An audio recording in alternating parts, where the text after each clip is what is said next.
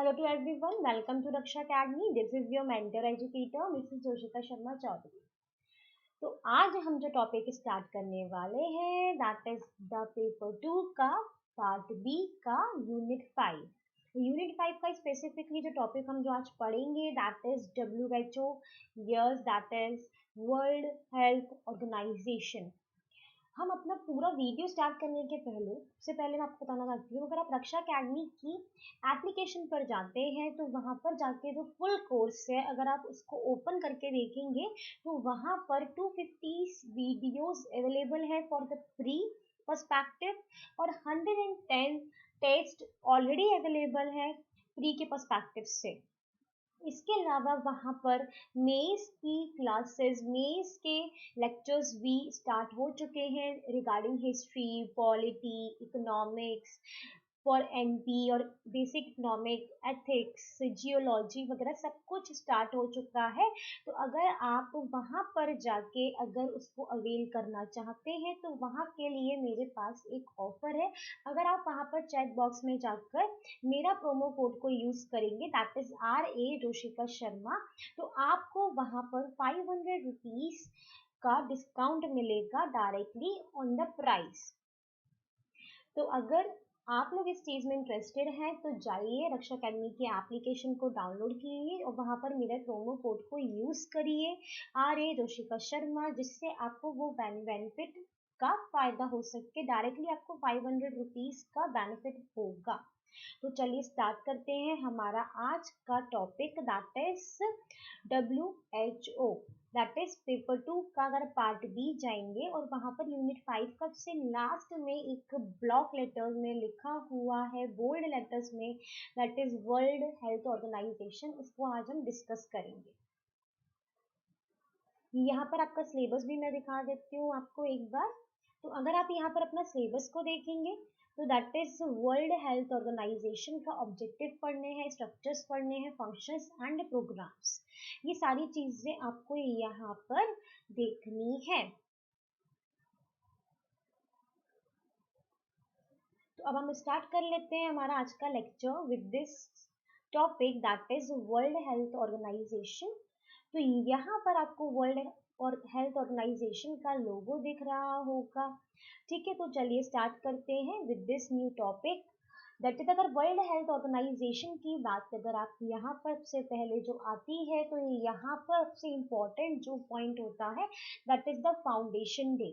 Founded कब हुआ था ये world health organization that is the United Nation specialized agency for health, specifically for health.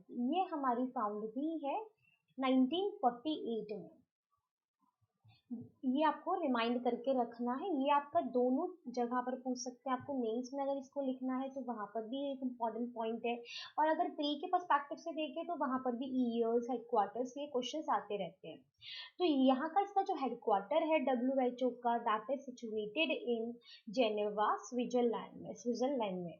ठीक है, अभी यहाँ पर 194 इसकी मेंबर्स है, मेंबर कंट्रीज है और इसकी 194 में से 150 कंट्रीज में इसके ऑफिसेस हैं और इसके 6 रीजनल ऑफिसेस ऑलरेडी लोकेटेड है।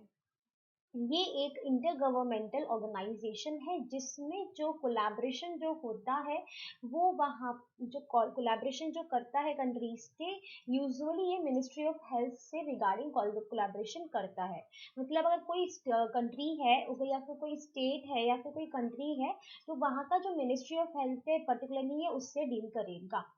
यहाँ पर ये एक मतलब एक कहते हैं ना एक लीडरशिप क्वालिटी प्रोवाइड करता है on the issues of global health matters या फिर किसी भी पर्टिकुलर एक हेल्थ रिसर्च के रिगार्डिंग एक प्रॉपर एजेंडा प्रोपोगेंडा यहाँ पर डिस्कस किया जाता है। उसके रिगार्डिंग यहाँ पर एक स्टैंडर्ड सेट करते हैं, ये लोग नॉर्म्स बनाते हैं कि how they deal with this situation. Like अभी प्रेजेंटली से अगर रिलेट करोगे तो यहाँ पर कोरोना वायरस से डील करने के लिए WHO अलग अलग वहाँ पर पॉइंट्स, वहाँ पर नॉर्म्स को मेंशन कर रहा है जिससे सारी कंट्रीज उसके ऊपर ध्यान दे सके।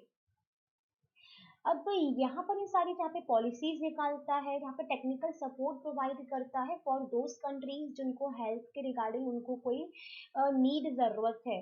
ठीक है, अब इसकी जो फंक्शनिंग स्टार्ट हुई थी दैट इज स्टार्टेड और functioning on 7th of April 1948. Just you know that previously I was told you that is 1948 में ये फाउंड हुआ था।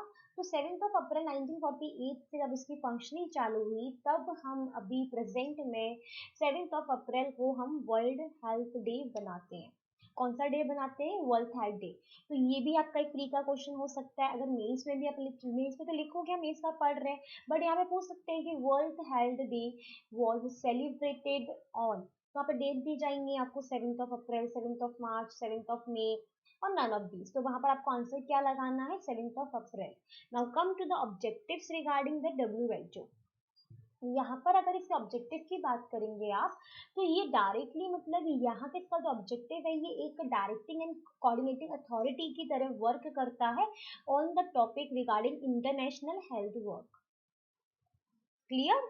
अब यहाँ पर एक ये कोलैबोरेशन एस्टैब्लिश करता है विद द यूनाइटेड नेशंस, या फिर कोई स्पेशलाइज्ड एजेंसीज हो, या फिर गवर्नमेंटल हेल्थ एडमिनिस्ट्रेशन हो, प्रोफेशनल ग्रुप्स हो, ऐसी ऑर्गेनाइजेशन जो बेसिकली मतलब एक इम्पोर्टेंटली एक स्पेसिफिकली मतलब कि वर्क कर रहे हैं रिगार्डिंग द हेल्थ इश्यूज। यहाँ पर टू प्रोवाइड ये असिस्टेंस प्रोवाइड करती है गवर्नमेंट को, ठीक है, इन स्ट्रेंथिंग हेल्थ सर्विस, ताकि वो अपनी जो हेल्थ की सर्विसेज है उनको स्ट्रॉन्ग कर सके। उनको यहाँ पर ये असिस्टेंस प्रोवाइड करती है उन गवर्नमेंट्स को, जो ताकि वो अपनी जो हेल्थ के रिगार्डिंग उनकी सर्विसेज है जिसमें वो हेल्थ की तरफ वर्क कर रहे हैं, उनको किसी उसको और स्ट्रांगली बना पाए, उसको और स्ट्रांगली वो प्ले कर पाए। ठीक है, यहाँ पर ये एक कॉपरेशन को प्रमोट करता है among the scientific and professional groups.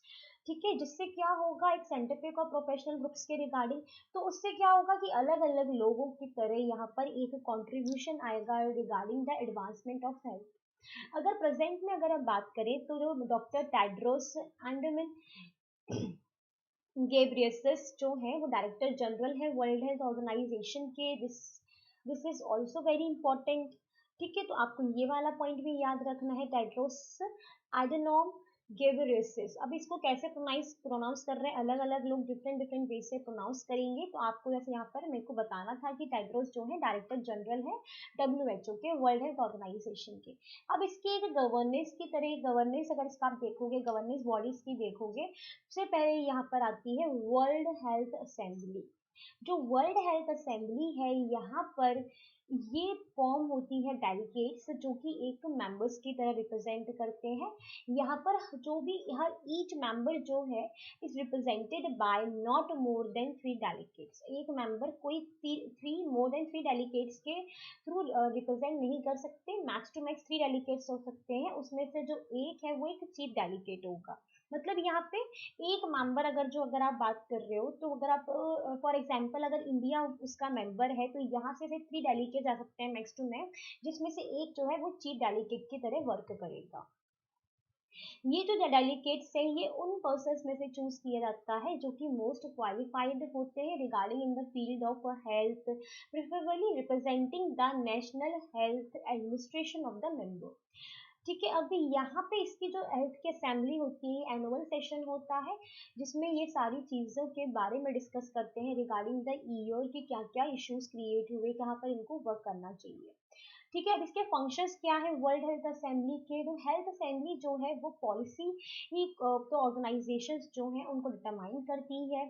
यहाँ पर ये सुपरवाइज करती है financial policy of the organization, उनको रिव्यू करती है, और जब उनको रिव्यू करने के बाद जब अप्रूवल की जरूरत होती है, उसको लगता है कि हाँ ये चीज उसने देख ली है, ये बिल्कुल सही है, देन वो उसको अप्रूव कर देती है, अप्रूव द बजट, उस बजट को अप्रूव कर देती है। यहाँ पर ये report it reports to the economic and social council को रिपोर्ट करती है, जिसमें कि उनका एक agreement with an any agreement between the कोई ऑर्गेनाइजेशन और यूनाइटेड नेशन के बीच में कोई एग्रीमेंट साइन होता है तो उसके रिगार्डिंग उसको रिपोर्ट करना पड़ता है इकोनॉमिक एंड सोशल काउंसिल को। Now the second is the secretariat. Secretariat जो है वो डायरेक्टर जनरल से बनता है जो कि प्रेजेंट में है टेड्रोस। ठीक है, अब डॉक्टर टेड्रोस जी है यहाँ पर। ठीक है, और यहाँ पर सच टेक्निकल एंड एडमिनिस्ट्रेटिव स्टाफ है जो कि एक ऑर्गेनाइजेशन को रिक्वायर होता है। डायरेक्टर जनरल जो है वो अपॉइंट कौन करता है, हेल्थ असेंबली अपॉइंट करती है on the nomination of the board. Board के नॉमिनेशन के द्वारा जो भी व्यक्ति को नॉमिनेट किया जाता है उसको डायरेक्टर जनरल बनाया जाता है। अब मेंबरशिप एंड एसोसिएट मेंबरशिप, यहाँ पर अगर मेंबरशिप की अगर आप बात करोगे तो जो मेंबर्स जो है यूनाइटेड नेशंस के, वो भी WHO के मेंबर बन सकते हैं। ठीक है, WHO ने क्या कंट्रीब्यूशन किया है वर्ल्ड के तरफ, ये पॉइंट भी इंपॉर्टेंट हो जाता है क्योंकि क्वेश्चन आ सकता है कि describe the WHO's contribution to the world. तो यहाँ पर अगर आप बात करते हैं तो जो कंट्री के ऑफिसेज हैं जिनके पास एक प्राइमरी जो कांटेक्ट पॉइंट्स इनके गवर्नमेंट्स के, उनके द्वारा अगर देखें तो ये टेक्निकल सपोर्ट, मैंने आपको पहले भी बताया था, टेक्निकल सपोर्ट देता है। ठीक है, जितनी भी WHO के लेवल पर जितनी भी हेल्थ मैटर्स के रिगार्डिंग रिक्वायरमेंट्स होती है, ट्राई करता है उनको फुलफिल कर सके। ये इन्फॉर्म करता है, फॉलो अप लेता रहता है होस्ट गवर्नमेंट के द्वारा रिगार्डिंग द डिसीज आउटब्रेक हो किसी भी कंट्री में, जैसे अभी कोविड का चल रहा है जो कि एक वर्ल्ड वाइड इशू है। ठीक है, यहाँ पर एक वो एडवाइस देता है, गाइडलाइंस देता है पब्लिक हेल्थ के ऊपर to the United Nation agency office को। ठीक है, सब लोग अभी सुनते रहते हैं WHO की, अपना वेट करते हैं कि WHO क्या अपना अनाउंस करने वाला है। जैसे WHO ने अभी अनाउंस करा था कि थर्ड वेव भी आएगी कोरोना वायरस की, तो उसी तरीके से यहाँ पर ये सारी पॉइंट्स का रिव्यू कौन देख रहा है, WHO दे रहा है। WHO ऑल्सो कोऑर्डिनेट करता है यूनाइटेड नेशंस की जो एजेंसियां हैं उनसे, डोनर्स से, NGO से एंड प्राइवेट सेक्टर्स से।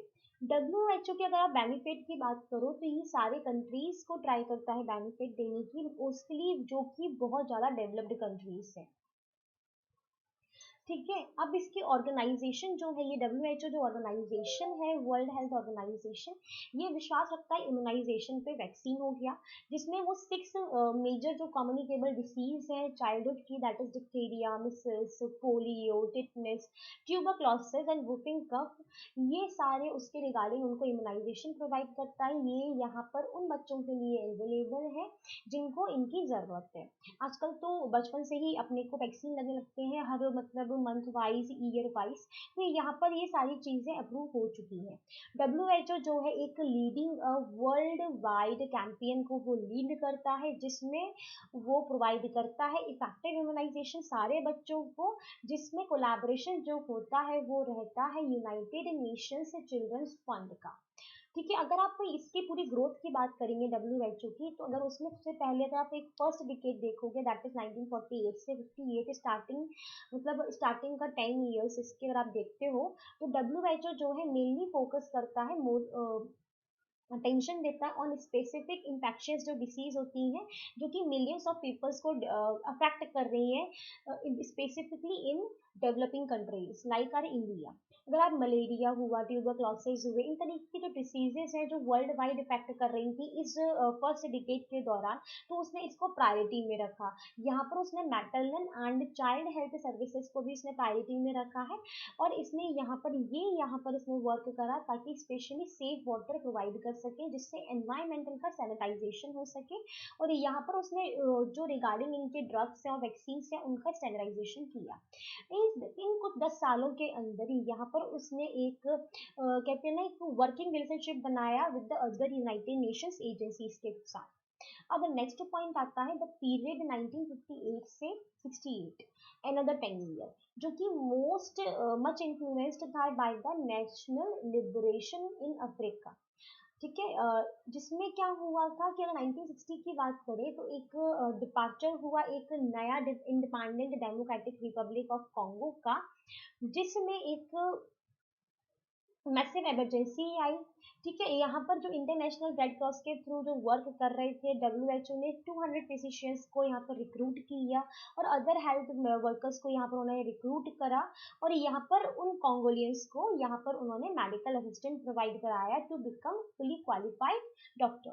इस पीरियड के दौरान अगर आप देखोगे तो इसने कोलैबोरेट किया with the world chemical industries के साथ भी इसने कोलैबोरेट किया है 1916 के दौरान, for fighting the vectors of river blindness, जिसको हम लोग बोलते हैं ऑन्कियोशेरेशियसिस।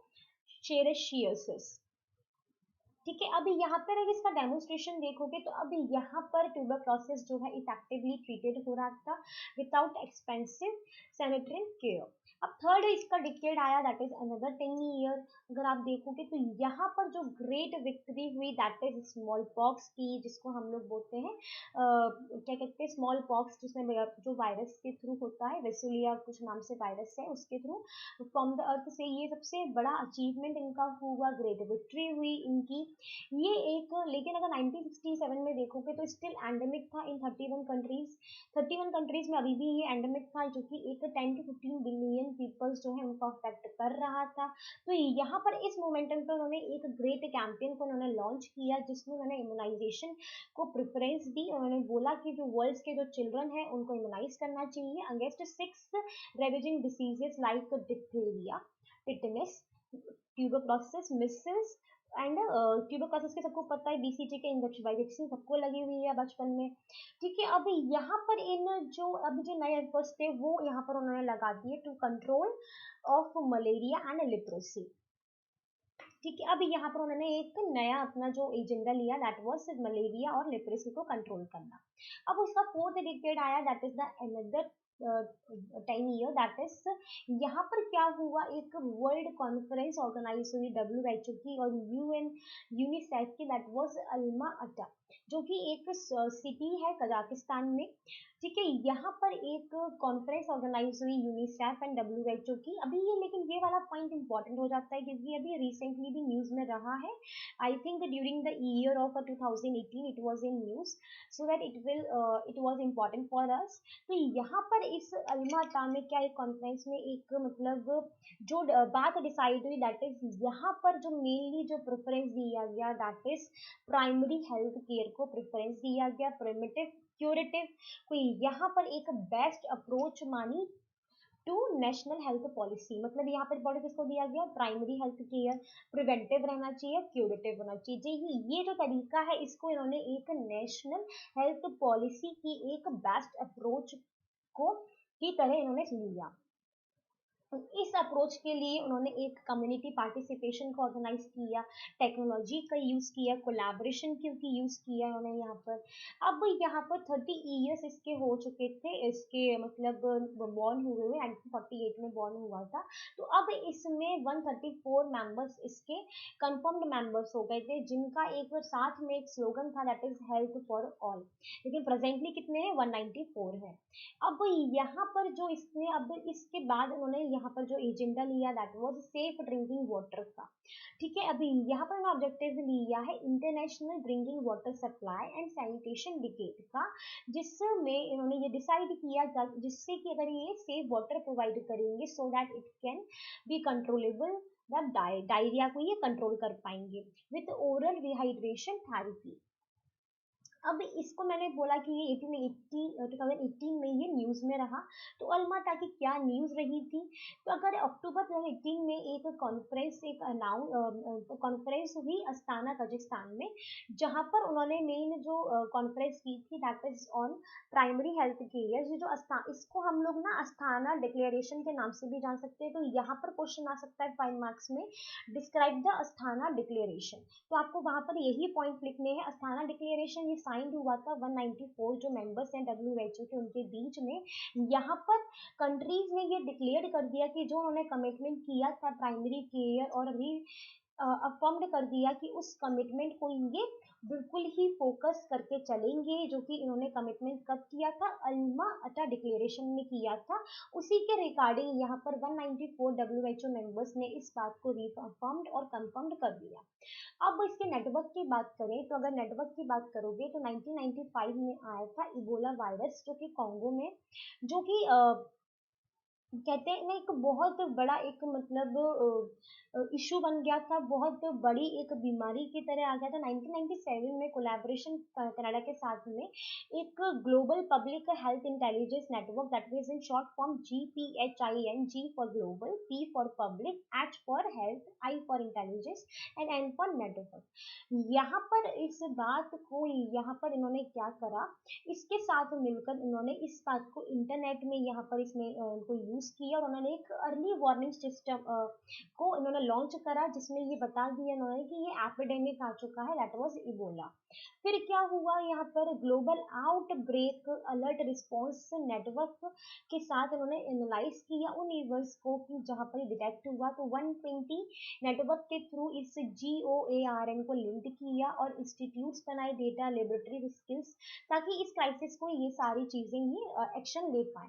अब यहाँ पर इसके बाद यहाँ पर अगर इसके बाद अगर आप बात करोगे तो काफी सारी इन्होंने इश्यूज को फेस किया, लाइक द मैटरनल डेथ हो रही थी ड्यू टू द क्योंकि कुछ क्या मतलब यहाँ पे प्रिवेंटेबल कैसे कर सकते हैं इस मैटरनल डेथ को, तो उन्होंने यहाँ पर इलीगल अबॉर्शन को अवॉइड किया, हाइजीनिक एजुकेशन इन्होंने यहाँ पर बोला।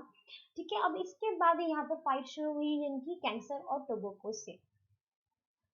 ठीक है, अब इसके बाद इन्होंने क्या करा, WHO ने एक WHO is working for the introduction of self testing, इसमें इन्होंने क्या करा, इंट्रोडक्शन रखा सेल्फ टेस्टिंग का, जिसके थ्रू ये जो HIV की जैसी जो बीमारियां जो हो रही हैं, जो पीपल लिव कर रहे हैं, उनका स्टेटस वो जान सके और उनका ट्रीटमेंट करने के लिए यहाँ पर वर्क कर सके। That you all know that 1st of December is celebrated as AIDS day. तो एड्स हमारा HIV से रिलेटेड है, तो एड्स का फुल फॉर्म क्या है, एक्वायर्ड इम्यून डेफिशिएंसी सिंड्रोम।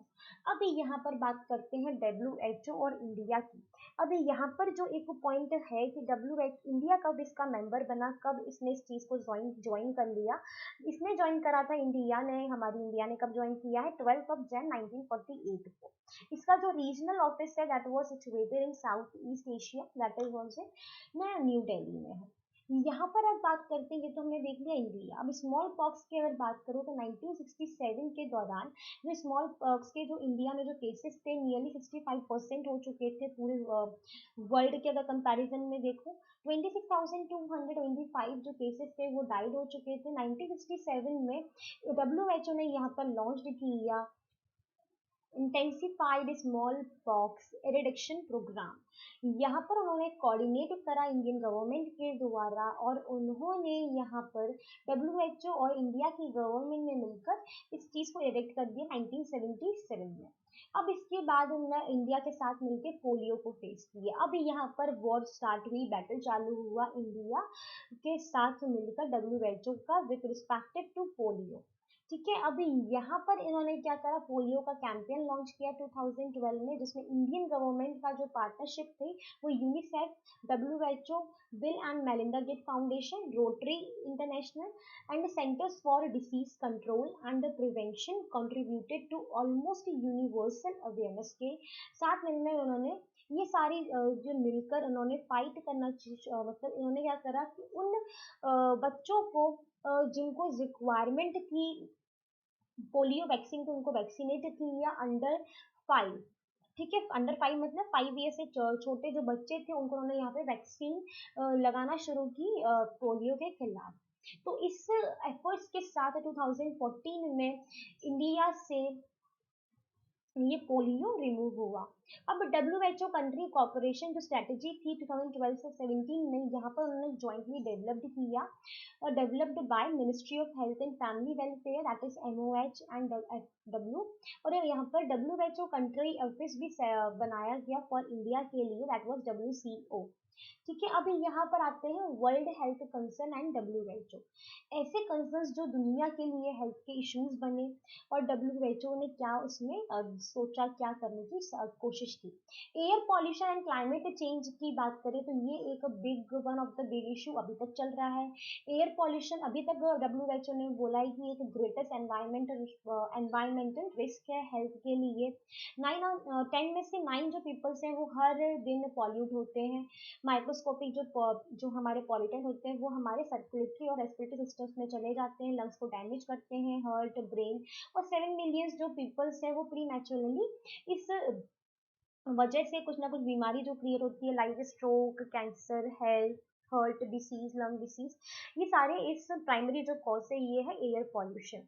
ठीक है, अभी यहाँ पर बिटवीन द 2000 अगर आप बात करोगे तो यहाँ पर जो प्राइमरी जो कॉज है एयर पॉल्यूशन का that was the climate change, जिससे क्या हो रहा है पीपल्स की हेल्थ पर डिफरेंट डिफरेंट वे से अफेक्ट हो रही है।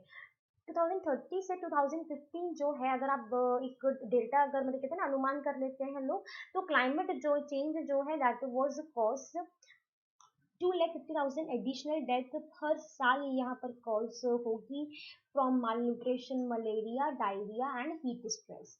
ठीक है, यहाँ पर इसके बाद आते हैं non communicable diseases like diabetes, cancer, heart diseases. ये जो है कंट्रीब्यूट करती है 70% to the all of the death जो हमारे दुनिया भर में होती है, अप्रोक्सीमेटली 41 मिलियन पीपल्स। ये जो रिस्क है ये 5 मेजर रिस्क फैक्टर्स हैं, लाइक द टोबैको का यूज करते हैं लोग, फिजिकल इनएक्टिव कम रहते हैं, हार्मफुल यूज करते हैं अल्कोहल का, अनहेल्थी डाइट लेते हैं और एयर पॉल्यूशन। इसके कारण क्या हो रहा है, सुसाइड भी एक लीडिंग मतलब कॉज है जो कि 15 से 19 ईयर्स ओल्ड के जो बच्चे हैं उनके बीच में हो रही है। नाउ ग्लोबल इन्फ्लुएंजा पैंडेमिक के रिगार्डिंग अगर बात करोगे तो WHO कॉन्स्टेंटली मॉनिटर कर रहा है सर्कुलेशन ऑफ इन्फ्लुएंजा वायरस का, जिससे उसके पोटेंशियल पैंडेमिक स्ट्रेस को देख सके। 153 इंस्टीट्यूशन है 114 कंट्रीज को मिलाकर, जो कि एक सर्वेलेंस, ग्लोबल सर्वेलेंस और रिस्पॉन्स दे रहे हैं regarding the influenza pandemic. Now come to the anti microbial resistance. ये जो एबिलिटी ये एबिलिटी है बैक्टीरिया की, पैरासाइट की। क्या होता है, पता है मलेरिया होता है, वायरस, फंगाई, तो ये करते हैं मॉडर्न मेडिसिन को रेसिस्ट कर लेते हैं। और इसके बाद वो when we are unable to easily threat infection such as pneumonia, tuberculosis, ये सारी चीजों को ये ले लेते हैं। 2017 में अगर बात करोगे तो 6 लाख जो केसेस हैं ट्यूबरक्लोसिस के, वो रेजिस्टेंस हो रहे थे रिफामिसिन, जो कि एक most effective first line drug बनाई गई थी ट्यूबरक्लोसिस के लिए। और 82% of this people had multi drug resistant tuberculosis. ठीक है, WHO ने इसके खिलाफ वर्क किया। अभी हमारी इंडिया का तो आपको पता ही 2025 तक उनको रिमूव करने का सोचा है tuberculosis. Now come to the Ebola, जो कि हम लोगों ने अभी देख लिया था।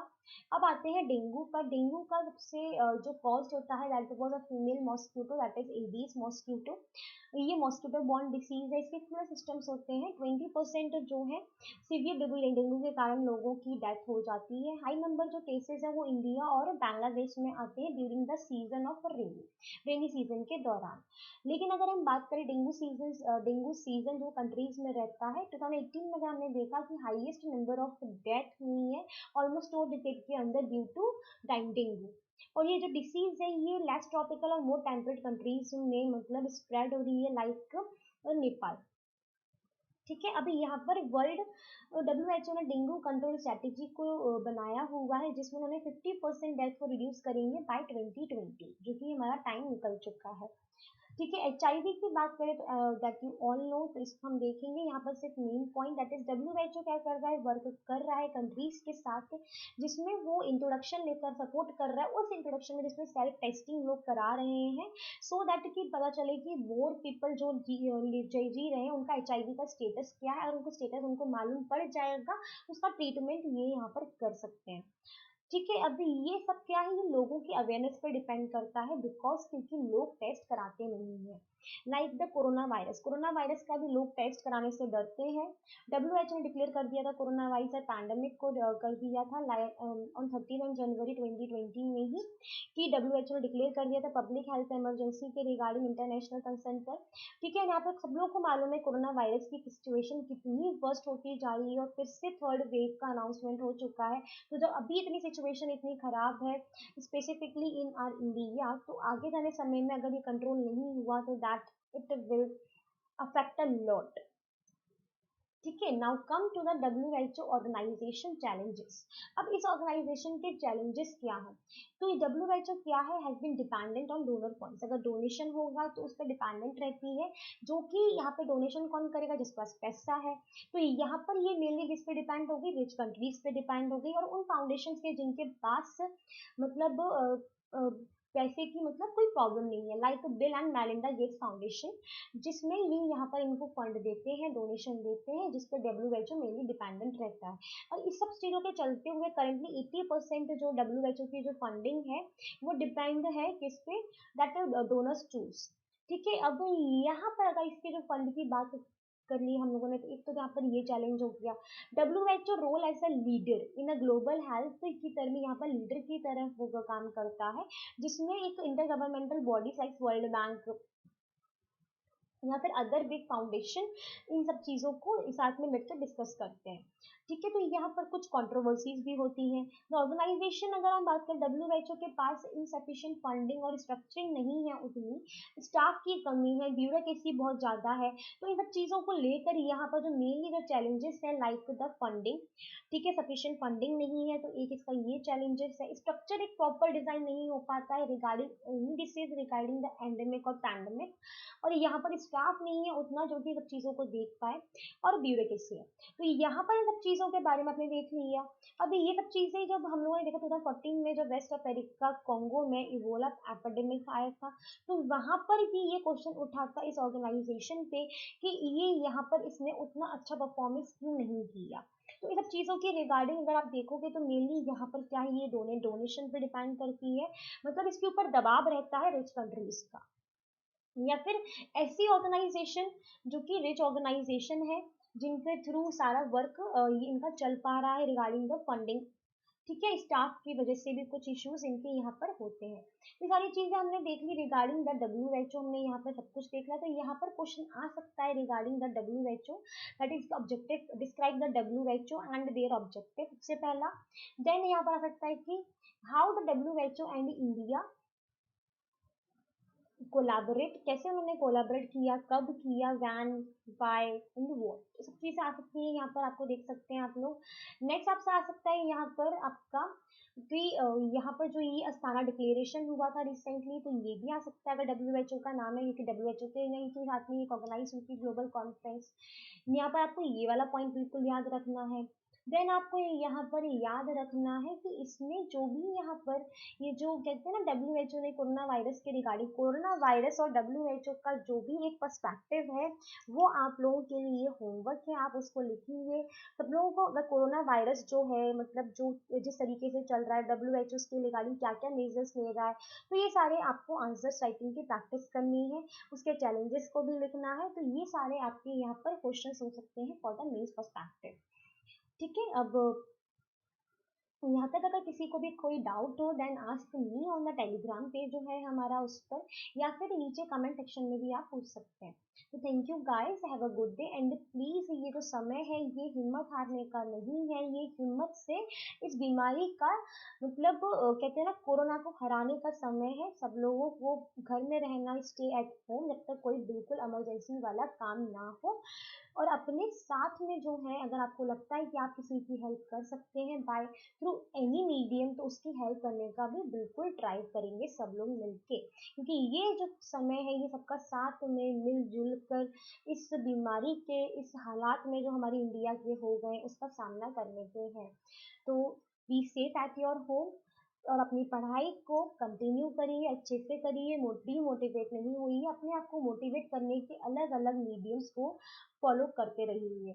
लाइक योगा करिए, योगा करेंगे तो कोरोना वायरस के लिए भी काफ़ी ज़्यादा मतलब हेल्पफुल हमारे लिए होगा, हमारी बॉडी काफ़ी मतलब एक्टिव रहेगी हर चीज़ के लिए, मतलब हम उन बीमारियों से लड़ सकते हैं जिनसे हम लड़ना चाहते हैं। ये मन में हमारे, अगर हमारा जो ब्रेन है वो स्ट्रांग होगा तो उससे हम हर बीमारी से लड़ सकते हैं।